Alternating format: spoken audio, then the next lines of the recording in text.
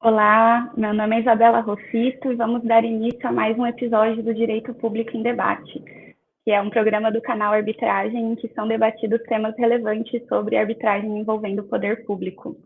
Hoje a gente tem a satisfação de receber a professora Juliana Palma e a doutora Cristina Mastrobono, são duas especialistas no assunto, como convidadas e palestrantes. Vamos conversar a respeito do papel dos árbitros no reequilíbrio econômico-financeiro dos contratos administrativos. Bom, as nossas convidadas dispensam a apresentação, mas eu vou expor aqui um breve currículo. A professora Juliana Palma é professora e pesquisadora da FGV Direito São Paulo, coordenadora do Grupo Público e do Escritório de Integridade da FGV, mestre e doutora pela Faculdade de Direito da USP, além de ter Master of Laws pela Yale Law School. É árbitra e parecerista em Direito Público. Já a doutora Cristina é advogada formada pela USP, com LLM pela Universidade de Chicago, e atua como árbitra em disputas principalmente ligadas a contratos de infraestrutura. Foi procuradora por 28 anos do Estado, com muita experiência na estruturação de projetos e análise de pleitos de reequilíbrio econômico-financeiro dos contratos. E, além disso, é fellow do CIARB e vice-presidente do CIARB Brasil Branch. Professora Juliana, doutora Cristina, é uma satisfação tê-las aqui conosco hoje. Satisfação é a nossa, Isabela. Muito feliz de poder participar. Muito obrigada pelo convite. Acredito que a gente vai começar com a exposição da professora Juliana. Professora, sua palavra. Muito obrigada. Primeiramente, queria agradecer muito pela honra do convite. Obrigada pela apresentação, Isabela. Cumprimentar também a querida Cristina. Muito obrigada também por brilhantar todas as discussões a respeito do tema e por ser uma voz feminina de liderança tão grande nessa área. E cumprimentar a pessoa que está aqui presente, mas que viabilizou esse encontro, que foi justamente o César. Então, sem mais delongas, e já deixando aqui minha gratidão, eu queria fazer uma mensagem bastante breve, talvez um pouco provocativa, talvez um pouco mais de cunho acadêmico, a respeito do papel do Tribunal Arbitral em reequilíbrio econômico-financeiro em matéria de concessão. Então, aqui estou especificando o âmbito contratual para as concessões e também dentro de uma complexidade grande que envolve não apenas uma solução jurídica para o reequilíbrio, mas uma complexidade real, contratual, operacional a respeito do reequilíbrio. Então, acho que o primeiro ponto que nós temos que trabalhar é justamente a importância do reequilíbrio econômico-financeiro. E eu não quero aqui fazer uma delonga doutrinária a respeito do Instituto nem nada, mas apenas salientar que, primeiro, sim, integra a política tarifária e também é fundamental para o projeto concessório. O que eu estou chamando aqui de projeto concessório é justamente um plano para exercício de competências administrativas e serviços públicos e atingimento de finalidades públicas de relevância para os usuários, para o desenvolvimento econômico nacional, para a regionalização, enfim, nós temos uma série de interesses exógenos ao contrato que se perfazem pela própria concessão. Então, o equilíbrio financeiro, eu estou propondo aqui uma visão ampla, que não se restringe apenas ao direito, um direito reconhecido, tutelado pelo direito, à concessionária de ter a recomposição no caso de evento de desequilíbrio, né? Aqui eu estou trabalhando justamente essa ideia de, primeiro, nós temos o reequilíbrio financeiro como fundamental para viabilizar os investimentos programados e atingimento de finalidades exógenas ao contrato que se perfazem por meio do contrato. O contrato é um meio de atingimento das finalidades e, como tanto, temos que considerar o reequilíbrio financeiro dentro dessa perspectiva de análise. E aí, claro, também lembrando da segurança jurídica necessária ao retorno da expectativa de remuneração acordada. E também gostaria apenas de salientar que isso se deve muito menos ao valor da licitação e muito mais ao projeto concessório em si mesmo, tá? Então, acho que o primeiro ponto é situarmos exatamente esse aspecto. Segundo lugar, eu gostaria de salientar a importância de um tratamento adequado a respeito do equilíbrio financeiro, não apenas em matéria legal, mas especialmente em matéria regulamentar e ainda mais em matéria contratual. eu entendo que há um dever de disciplina contratual da metodologia de reequilíbrio econômico-financeiro. A ideia aqui, fundamentalmente, é nós pensarmos que essa metodologia que vai se satisfazer em uma processualidade administrativa é vital para evitar conflitos, para trazer maior previsibilidade e segurança jurídica e também para se coadunar com o melhor exercício do projeto concessório e satisfazer finalidades públicas. Então, apenas para colocar alguns pontos aqui do que um contrato pode dispor a respeito do reequilíbrio financeiro em uma perspectiva preventiva de conflito, que eventualmente vai nos auxiliar a ser um bom guia de previsibilidade e segurança jurídica para a recomposição diante de efeitos de desequilíbrio. Então, o primeiro ponto, que é bastante óbvio e praticado, é nós termos diversas alternativas de reequilíbrio econômico-financeiro. Então, nós vamos verificar na prática, né, essa ampla abertura regulamentar, mas especialmente contratual, a respeito dessas várias possibilidades. A indenização, por exemplo, a revisão do valor de outorga, a extensão dos prazos, podemos pensar também, e aí um ponto que me aflige um pouco, né, a previsão de desoneração, então ter menos obrigações, ou desinvestimento. Eu acho que isso daí é uma decisão que tem que ser muito bem pensada, porque diz respeito diretamente ao projeto concessório, né? Mas nós temos diversas alternativas que são colocadas nesses contratos, na minha avaliação, devem ser colocadas. Aqui estou proclamando a exigência, ainda que seja em ordem de boas práticas, de um dever de previsão contratual dessa metodologia. E claro que nas concessões estamos diante de contratos incompletos, e aqui a proposta não é que haja uma exaustão dessa disciplina, mas que os principais guidelines sejam definidos. E trazer essa ampla possibilidade, esse leque de alternativas, é fundamental, justamente para aumentar a oportunidade de reequilíbrio econômico-financeiro, certo? Então, aqui nós temos um aumento da qualidade e também da potencialidade desse reequilíbrio. Aí, um aspecto importante com relação a essas alternativas é justamente pensarmos na sua natureza de uma obrigação afirmativa. Então, me parece bastante adequado pensarmos não apenas nesse leque, mas quem fará a escolha, como será feita a escolha e a motivação, a justificativa dessa escolha. Em matéria pré-conflito, me parece bastante adequado pensarmos em um regime administrativo amplo, processo administrativo, a motivação nos termos das leis de processo administrativo, especialmente artigo 50, 9784, também as regras de competência, forma de organização e ritos internos. Então, o contrato pode e deve prever tudo isso para justamente evitar problemas com relação a essa recomposição, né? Mas também esse amplo leque de alternativas me parece ser importante para que a concessionária tenha esse aumento de chance de reequilíbrio. Em compensação, nós tenhamos também a otimização do projeto concessório. E aqui, voltando ao tema dos investimentos, né? Me parece adequado pensarmos que esse amplo leque pode evitar, por exemplo, que investimentos programados não sejam executados a título de reequilíbrio econômico-financeiro. Nós temos mais alternativas que vão se coadunar com a realidade da execução contratual naquele contexto. Então, a realidade em uma dinâmica de contrato incompleto é muito cambiante. O que está previsto no T0 pode variar bastante no ano 5, no ano 10, no ano 15 da concessão. Então, nós temos esse amplo leque, é fundamental para termos mais oportunidades de recomposição do equilíbrio financeiro, por um lado, satisfazendo os anseios desse pleito de desequilíbrio potencialmente apresentado pela concessionária, mas, por outro lado, também para que nós tenhamos uma otimização da resposta que se coaduna com a realidade naquele caso concreto. Nem sempre, a indenização, o pagamento, será a melhor alternativa, embora eu veja que seja mais quista de modo geral, tá?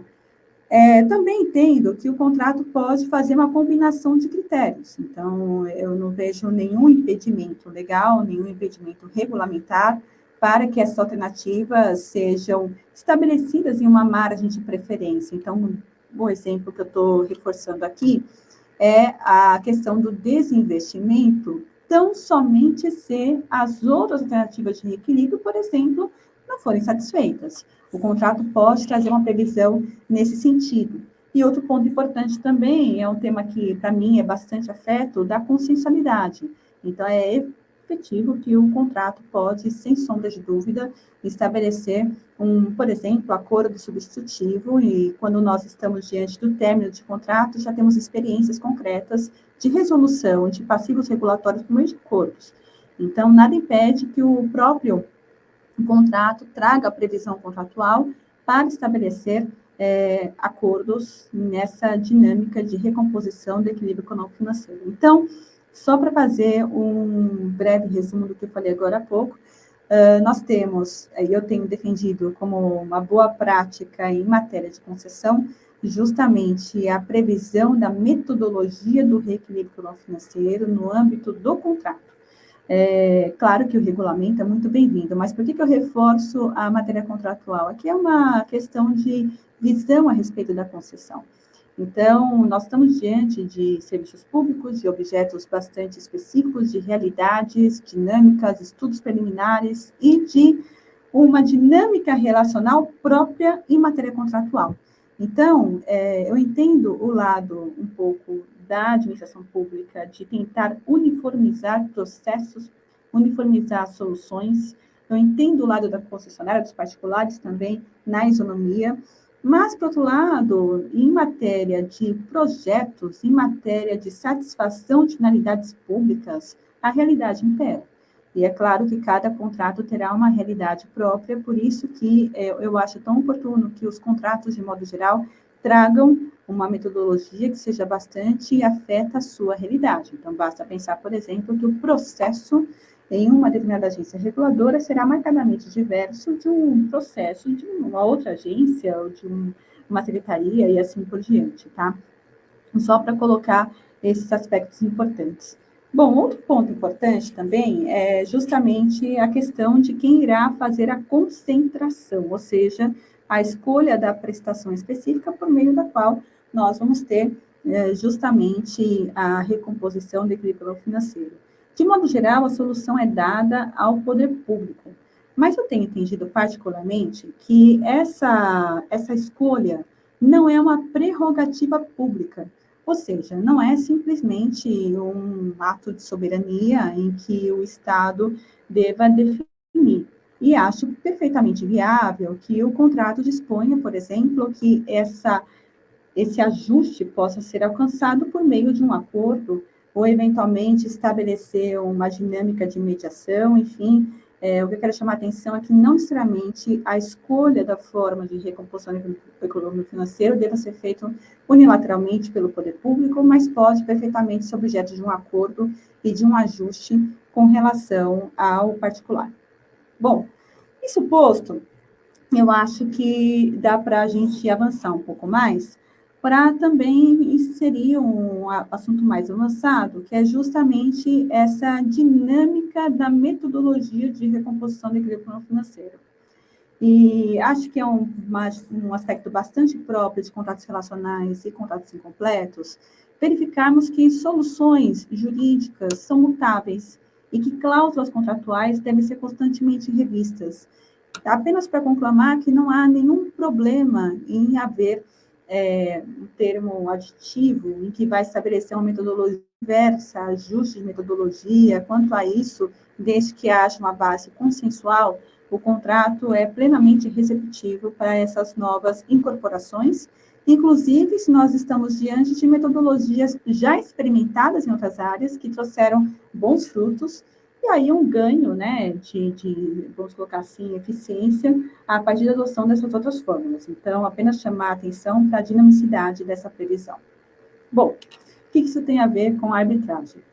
Até agora falei muito da esfera administrativa, mas acho que o meu ponto fundamental aqui é uma questão de deferência do Tribunal Arbitral com relação à metodologia de reequilíbrio financeiro estabelecido na esfera administrativa. Chamando a atenção que, de modo geral, Como que essas questões se apresentam no âmbito da arbitragem?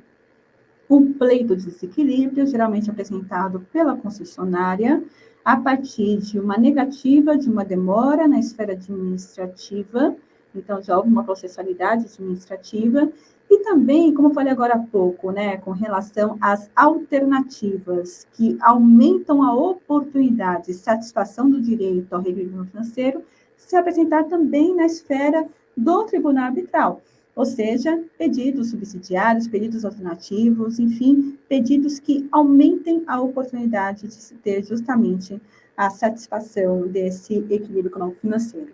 E aí, a gente vai trabalhar com uma questão interessante, que é o deslocamento da discricionariedade da esfera administrativa para a esfera do tribunal arbitral. E aí nós temos justamente uma questão de definição, não apenas se houve ou não um desequilíbrio, isso daí vai ser um ponto a ser parametrizado, mas também com relação à forma de recomposição do equilíbrio financeiro. Bom, o que eu tenho refletido a respeito disso é que essa diferença, ela é maior ou menor a depender de cenários. Então, vamos dar um exemplo concreto em que nós tenhamos justamente uma metodologia definida em bases consensuais, ou seja, em que o poder concedente e a concessionária ajustaram essa metodologia. Me parece que aí o grau de diferença do tribunal arbitral tem que ser extremamente alto a essa metodologia consensualmente definida no âmbito ainda administrativo de execução desse contrato de concessão. Do mesmo modo, a diferença deve ser maior se já houve casos passados em que o reequilíbrio financeiro foi bem alcançado a partir dessa metodologia, indicando que ela é sustentável, que ela é eficiente, que ela tem o seu valor no âmbito da concessão.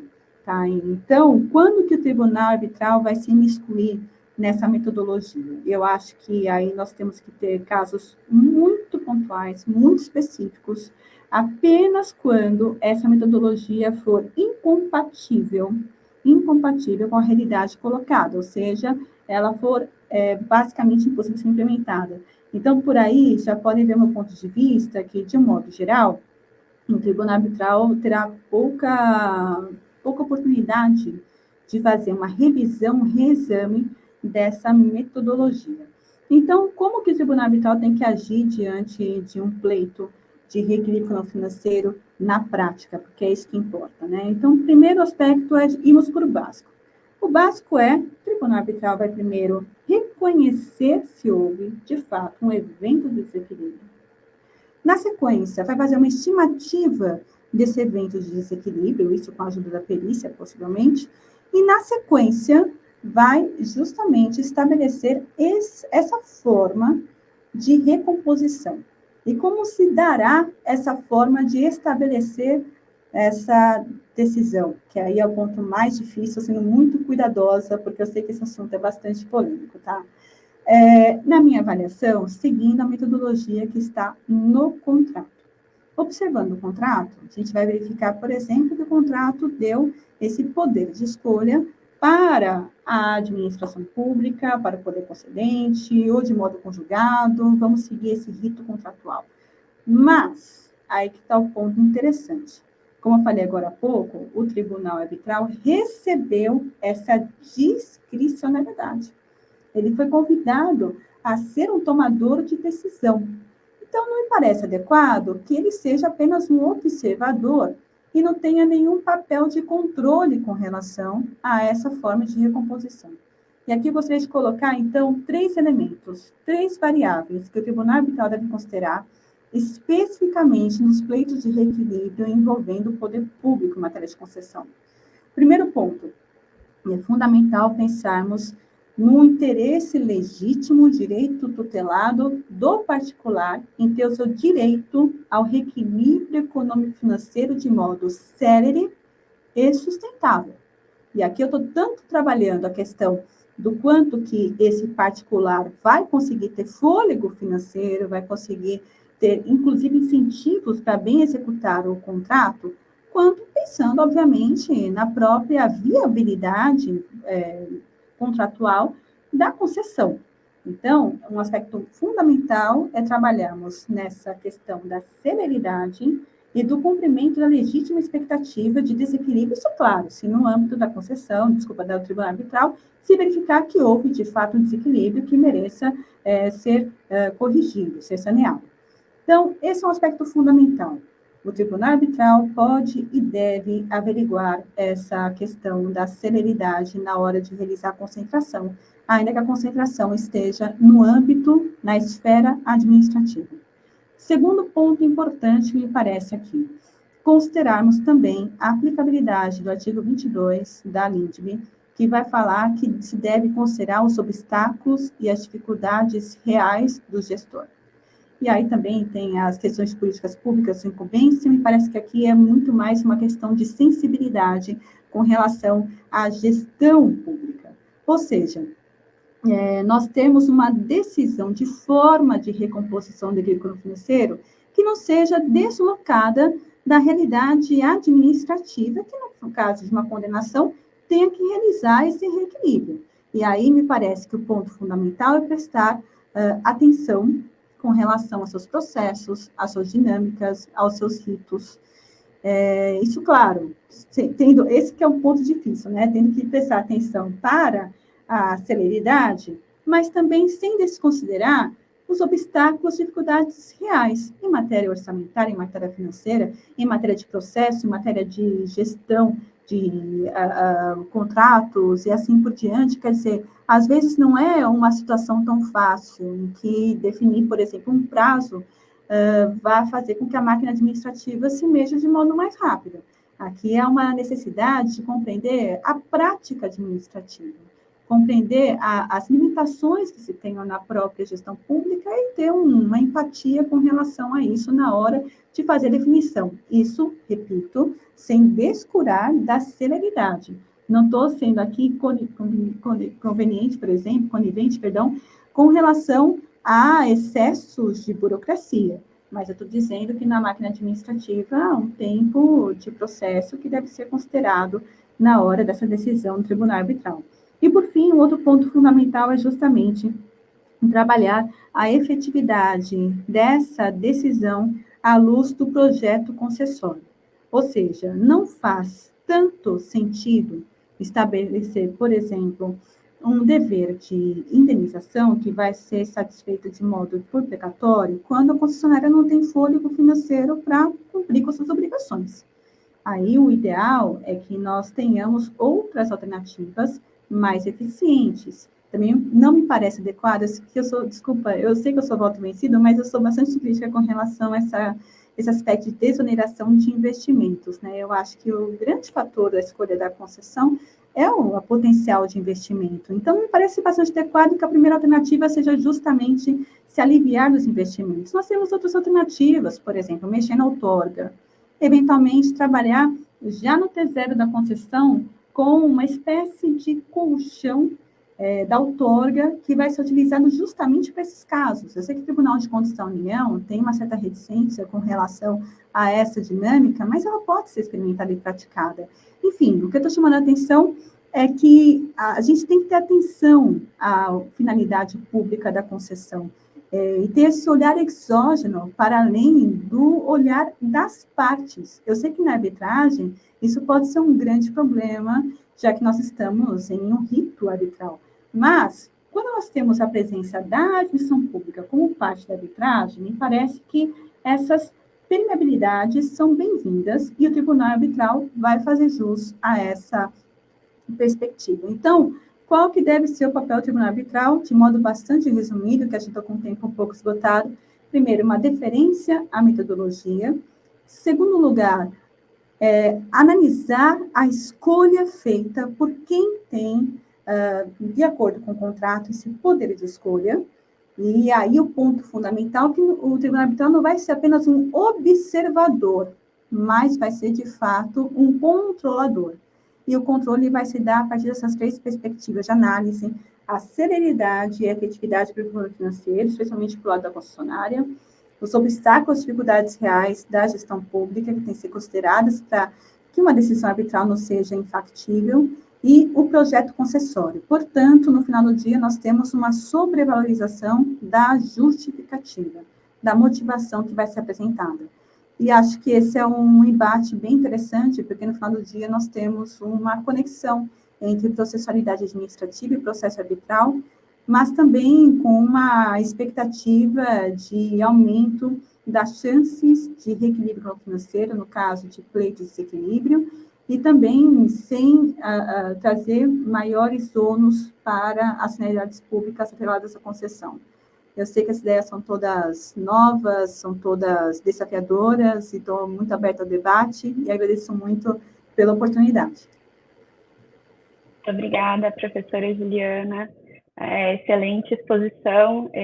A palavra agora, então, é da doutora Cristina, e depois a gente promove um debate sobre as ideias que foram debatidas. Obrigada, Isabela.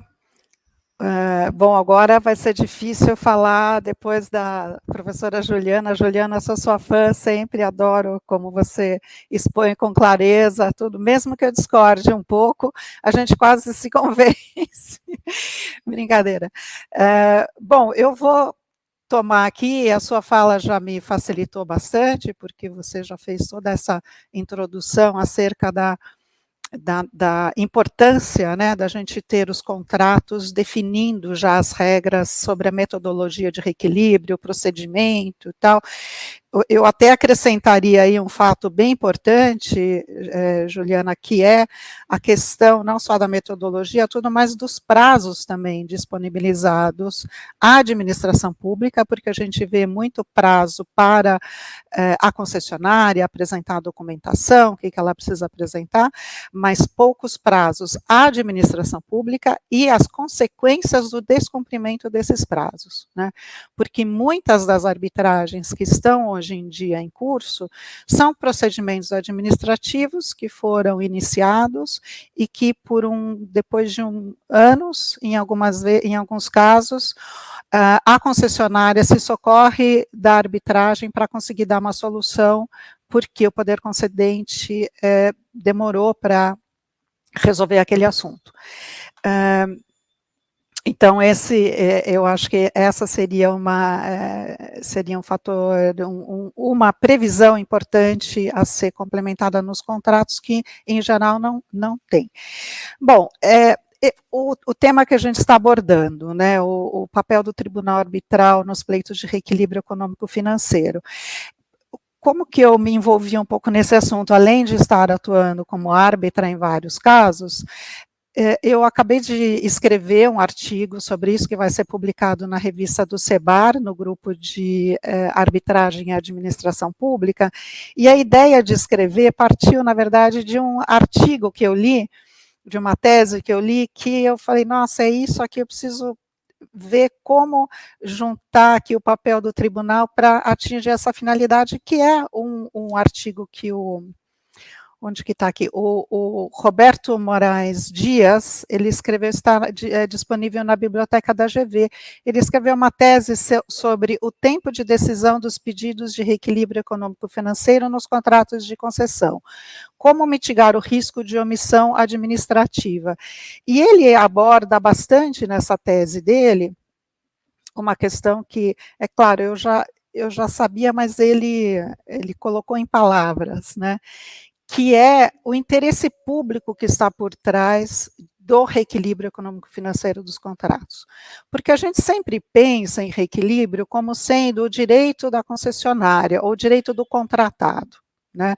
Nos contratos de curto prazo, quando acaba o contrato e foi apurado ali um desequilíbrio contratual, aquilo é um problema do privado. O privado que vai lá pedir o contrato, já acabou, a administração pública já recebeu o serviço, já recebeu a obra, enfim, ela já pagou o que ela acha que era devido, tem ainda um valor a pagar, mas o problema especificamente ou exclusivamente é do privado, ele que tem que correr atrás. Nos contratos de longo prazo, nos contratos de concessão, não é assim. O interesse do reequilíbrio, ele tem que ser ou seja, do contrato permanecer equilibrado, ele tem que ser também do poder concedente, porque um contrato desequilibrado, um contrato encerrado, é um problema em dobro para a administração pública. Um contrato, uma obra parada de contrato de concessão, para ela ser retomada, leva anos até se conseguir fazer uma nova licitação.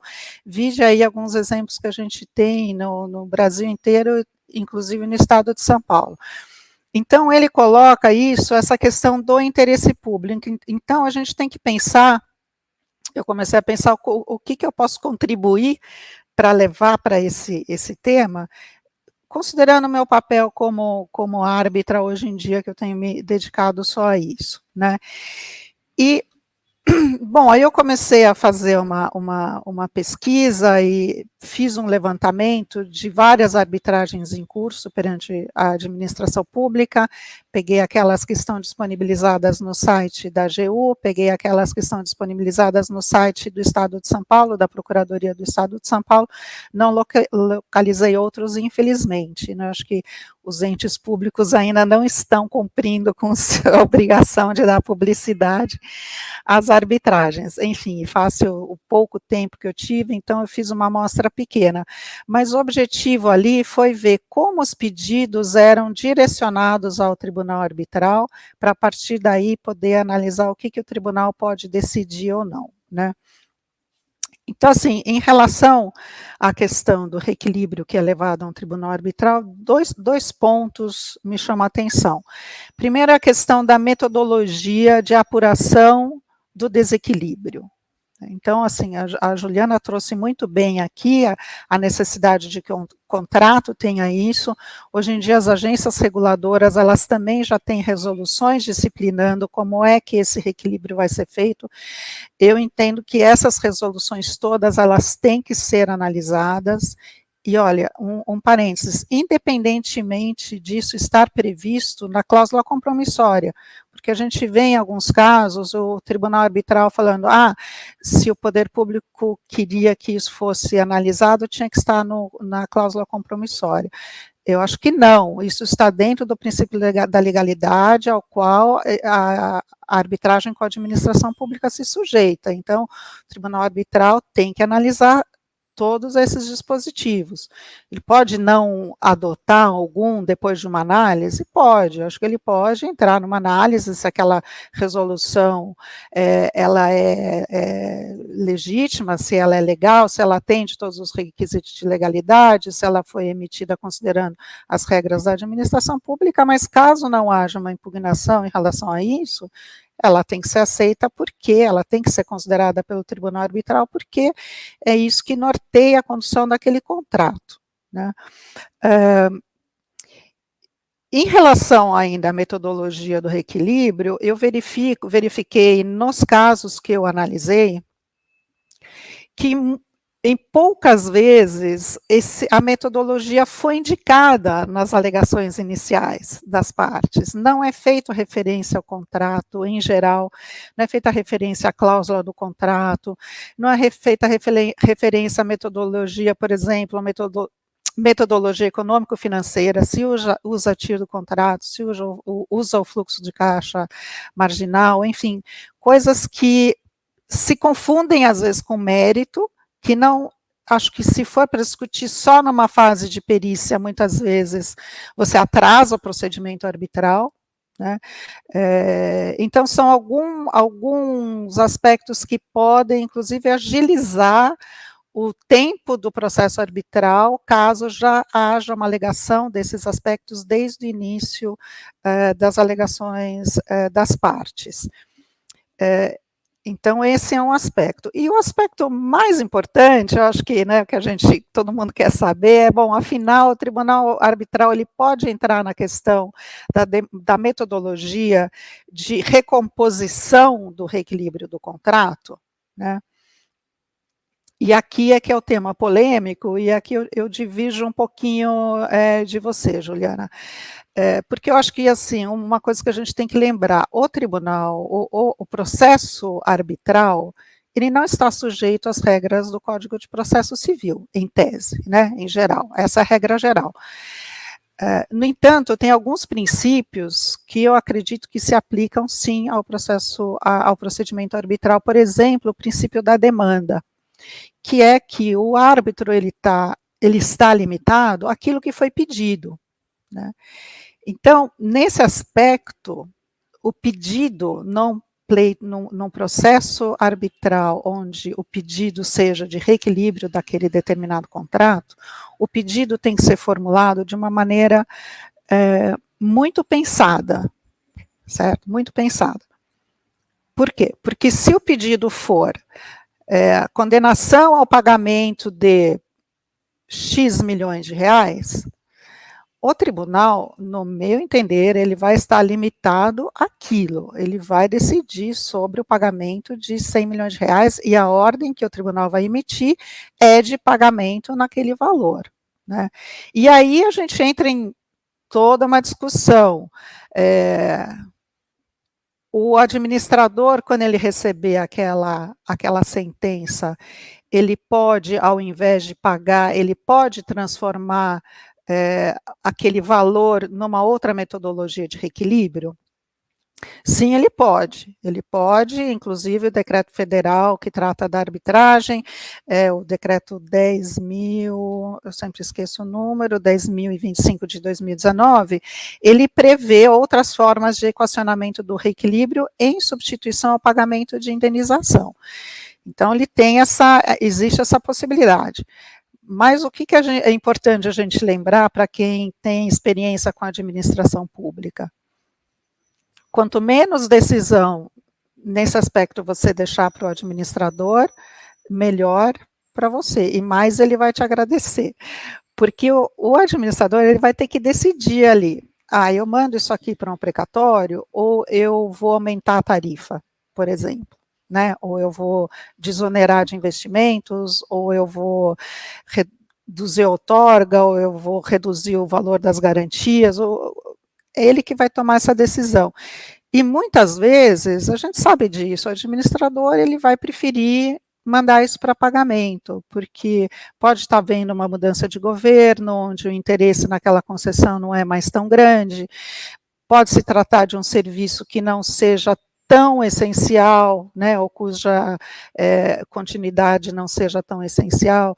Enfim, uma série de fatores ali que eu acredito que quanto menos você deixar esse ônus de decisão para o administrador, mais chances de conseguir fugir do precatório. Vamos falar que a gente está tentando fugir do precatório, e eu falo isso não porque eu estou querendo aqui beneficiar a concessionária ou não, porque eu penso que eu adorei a tese de que isso é uma questão de interesse público, isso é de interesse da administração como um todo, não do governante que está ali de plantão, mas da administração. Você tem um contrato funcionando, um contrato financiável ainda, um contrato com sustentabilidade financeira, que não vai ser interrompido a qualquer momento com a interrupção do serviço público prestado, né?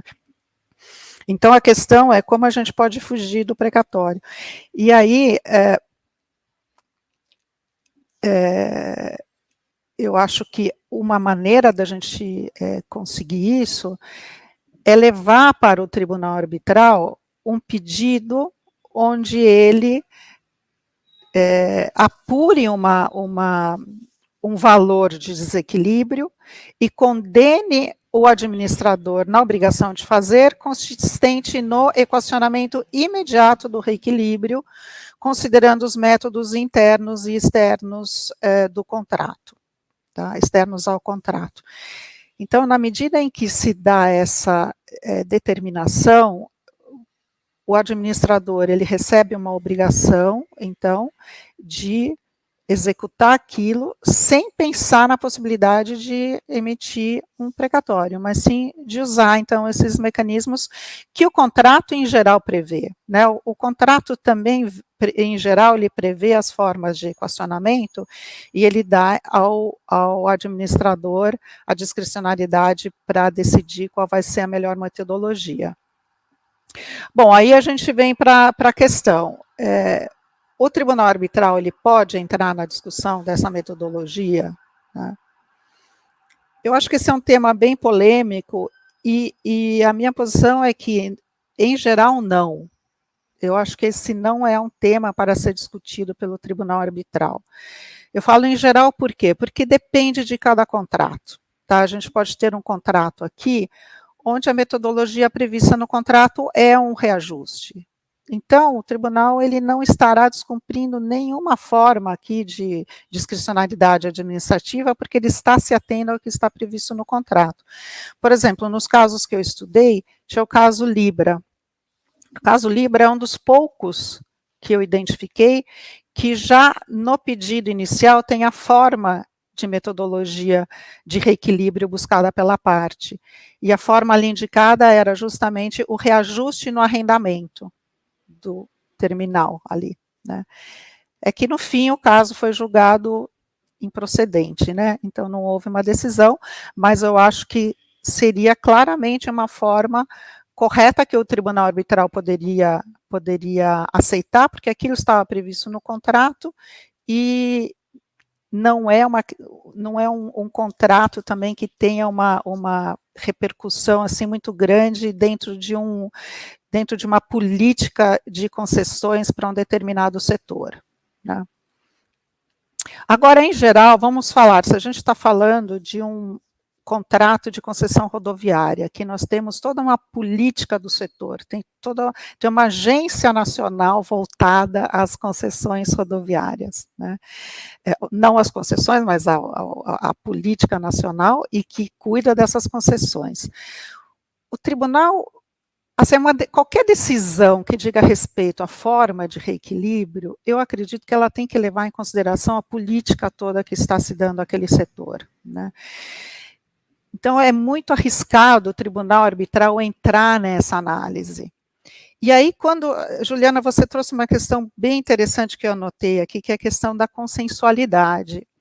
Eu acredito nisso também. A forma de reequilíbrio, ela tem que ser adequada para a concessionária. Não adianta o poder público vir e falar, vai ser assim.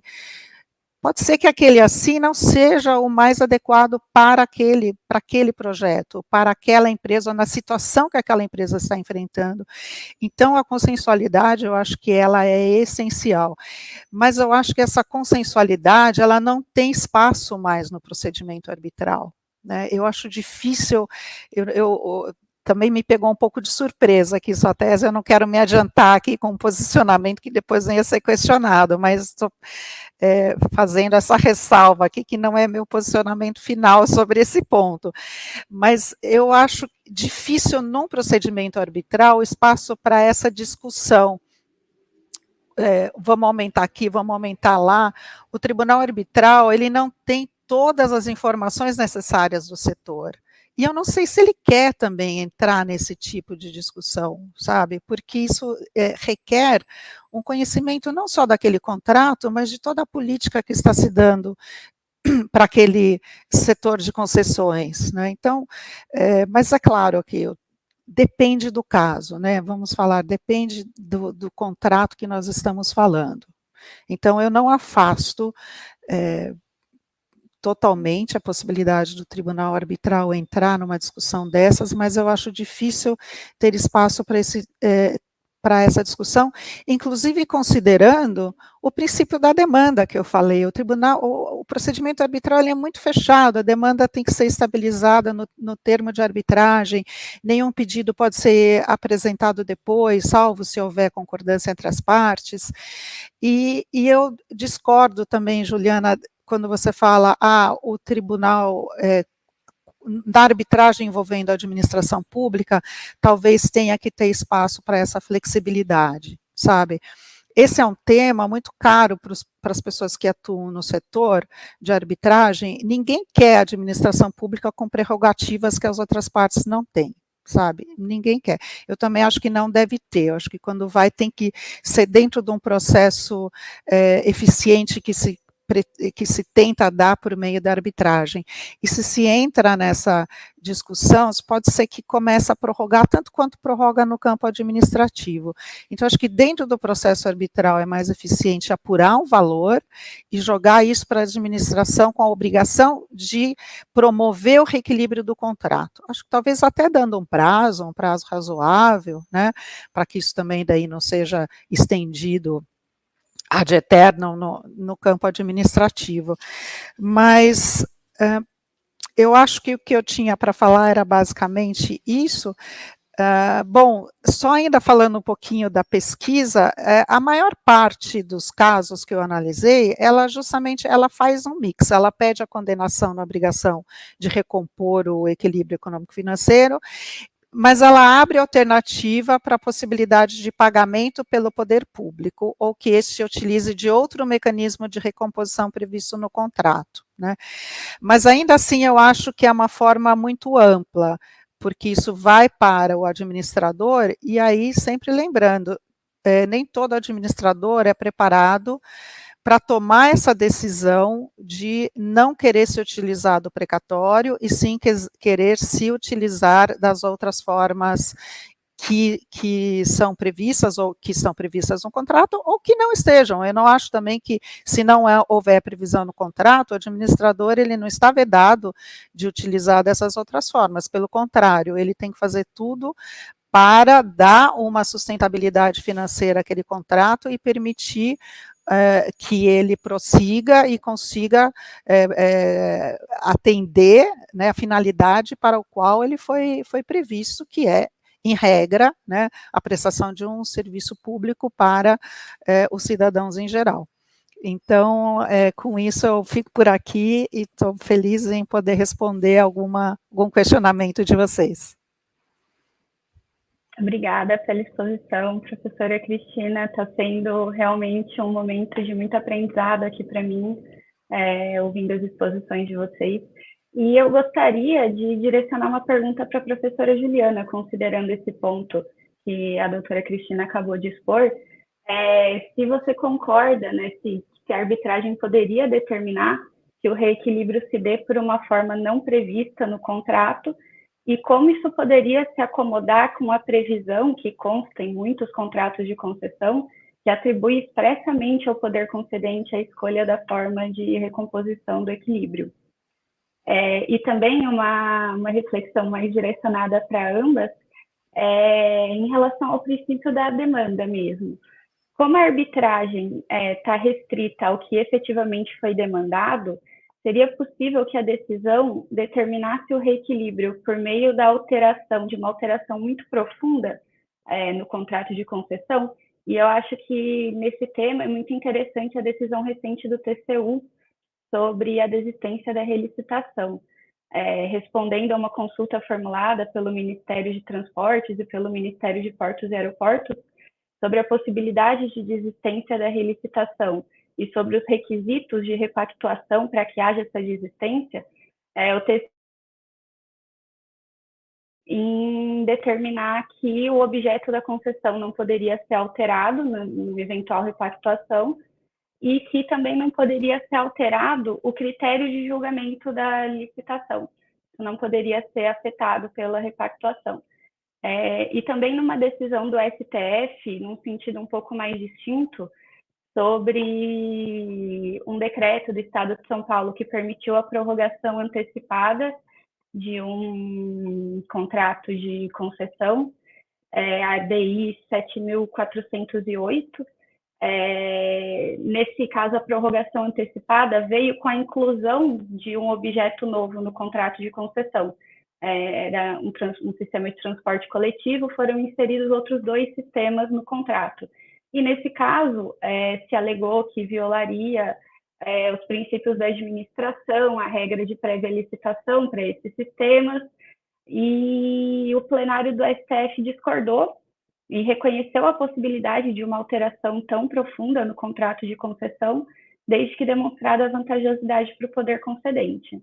Então, nesse cenário, a gente consegue imaginar uma hipótese em que uma concessionária apresente um pedido de reequilíbrio para o tribunal arbitral e requeira que essa recomposição se dê especificamente de uma forma que altere o objeto da concessão ou o critério de julgamento da licitação.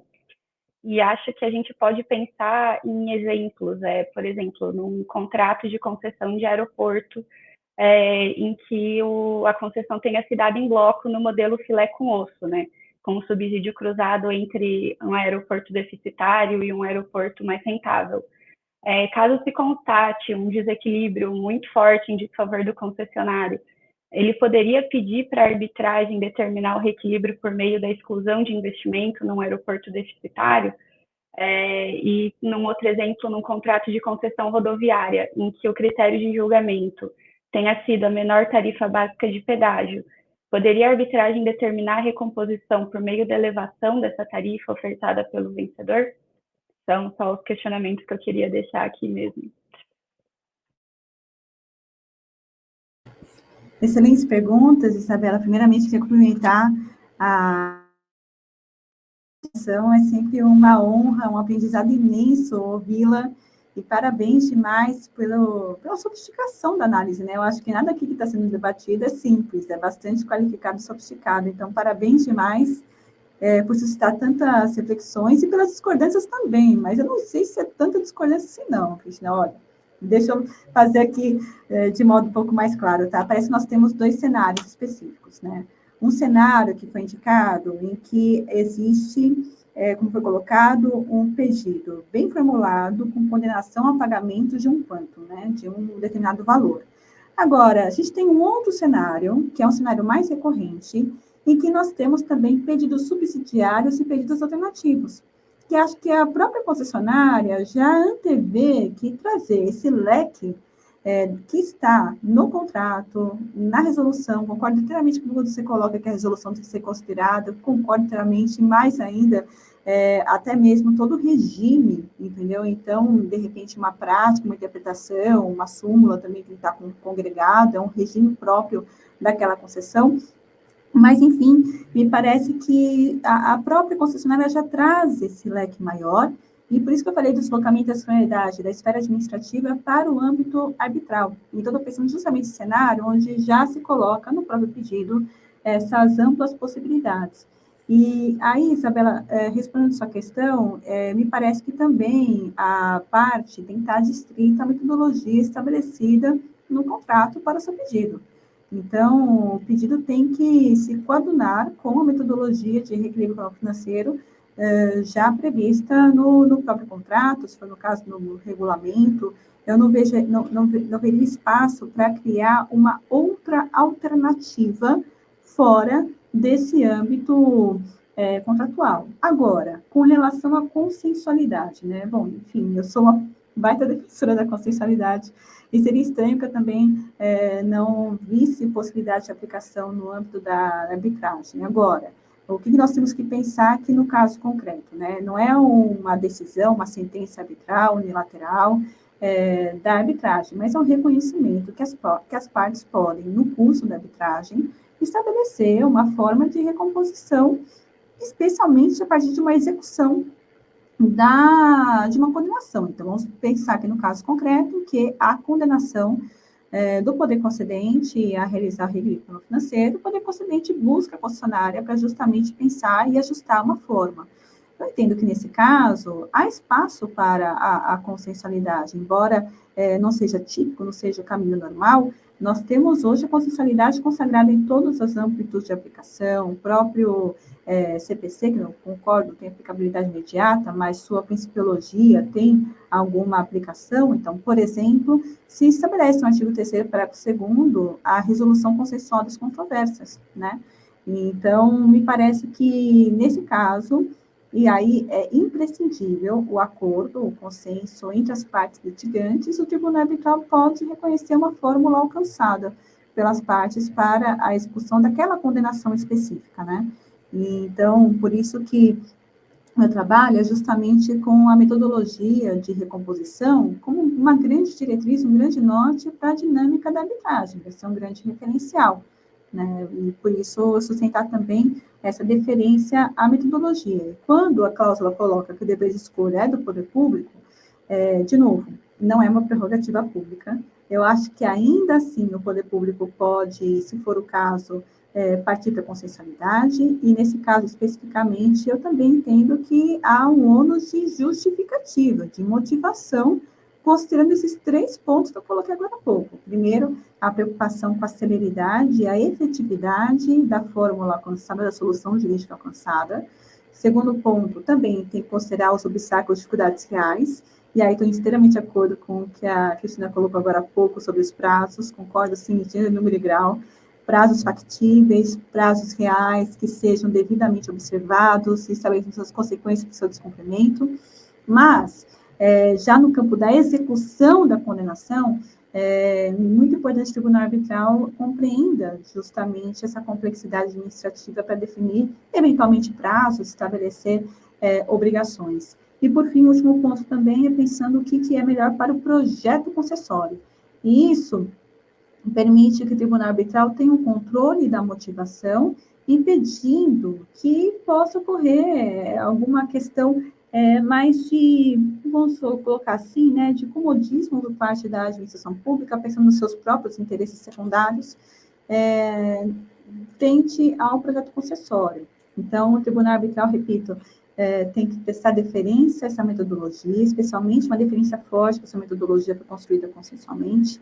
O pedido tem que estar de acordo com essa metodologia, sem sombra de dúvida alguma, e também eu entendo que, mediante acordo entre as partes, o Tribunal Arbitral pode fazer a chancela dessa solução alcançada. Não sei se consegui responder tudo, acho que a questão aqui daria para uma tese de doutorado, mas em breves linhas seria isso.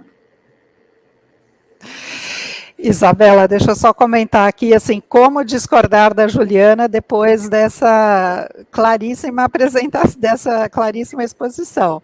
Não, eu acho que você tem razão, a consensualidade dessa forma, agora colocada, sim, é o que se busca, né, num tribunal arbitral. Minha preocupação sempre é com os prazos da arbitragem, né, os procedimentos mais restritos, mas, de fato, é sempre possível e, por exemplo, agora tem vários casos da administração pública federal que estão suspensos porque estão buscando um acordo junto ao procedimento do Tribunal de Contas da União, né. É claro que se isso voltar para a arbitragem, vai ter, uma consensualidade, vai ter um acordo, enfim. Sim, o ponto sempre é em que medida isso vai ser discutido só entre as partes, ou o tribunal vai ter um papel ativo nisso, e para isso ele precisa ter todo esse conhecimento das outras informações administrativas relacionadas ao ambiente regulatório, daquele determinado setor.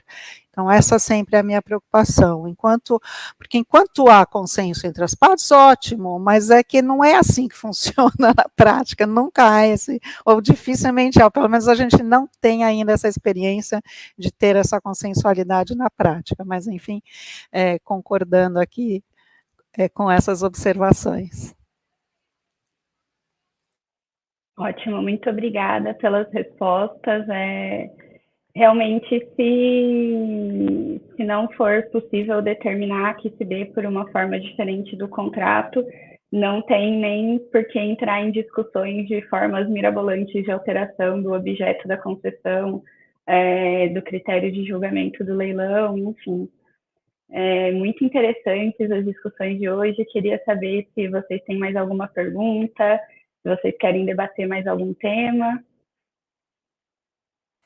Não, Isabela, eu queria só comentar em relação a esse último ponto que você levantou, né, se o tribunal poderia, eu sei que eu deveria fugir de polêmica, mas eu não resisto, se o tribunal poderia se manifestar nesses casos de relicitação antecipada, incluindo outro objeto, né. Assim, eu acho que essa é uma decisão, é uma questão tão polêmica mesmo dentro da administração pública que foi parar no STF, né, STJ, né, aliás, STF, né,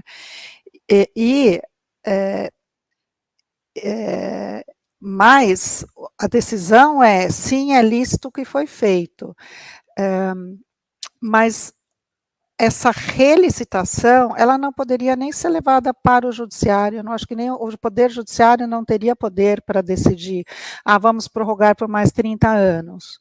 Acho que essa é uma decisão tão inerente à discricionariedade administrativa que não está sujeita nem ao Poder Judiciário e nem a um tribunal arbitral, porque diz respeito a muita coisa, valores muito altos, toda uma política de mobilidade urbana, de destinação de recursos que vão ser usados, porque tem isso, não é só o contrato em si, é uma decisão orçamentária, né? Onde eu vou pôr 50 milhões de reais? Eu vou pôr nesse contrato ou eu vou construir hospitais? Né? Então, tem até essa interferência do poder da política pública que vai se implementar em outras áreas também. Então, acho que não cabe a um tribunal arbitral mexer, além de mexer nas bases da licitação do contrato. Né? Eu acho que essas bases da licitação, isso tudo pode ser mudado até por revisão extraordinária do contrato. Eu, pessoalmente, acho que o administrador pode mudar isso por meio de um aditivo ao contrato, mas não uma decisão externa, seja do Poder Judiciário, seja de um tribunal arbitral. Perfeito, muito obrigada. Bom, acho que o nosso tempo aqui já está se encerrando, então vamos finalizar por aqui. Muito obrigada, professora Juliana, doutora Cristina. Realmente exposições excelentes, sempre um prazer ouvi-las. E com isso, então, a gente encerra. Fiquem ligados nos próximos episódios do canal Arbitragem, vai continuar o programa em 2024. E tchau, tchau.